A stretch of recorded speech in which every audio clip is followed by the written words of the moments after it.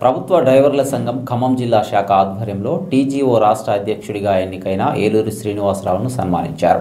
జిల్లా నుండి రాష్ట్ర స్థాయి ఉద్యోగ సంఘానికి బాధ్యతలు చేపట్టడాన్ని వారు హర్షించారు. ఈ క్రమంలో శ్రీనివాసరావుతో సంఘానికి ఉన్న అనుబంధాన్ని వారు గుర్తు చేసుకున్నారు.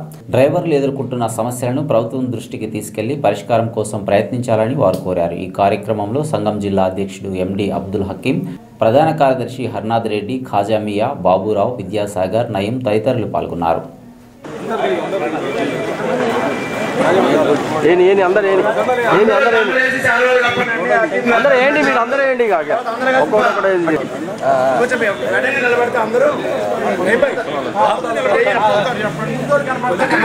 మీరంత దూరంగా నిలబడితే అంత మంచిగా వస్తుందండి.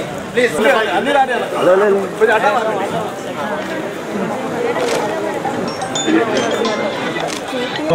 డ్రైవర్ అసోసియేషన్ తరఫున మీ సంఘం తరఫున మా శుభాకాంక్షలు తెలుపుతూ ఈరోజు ఎంతో గర్వకారణం.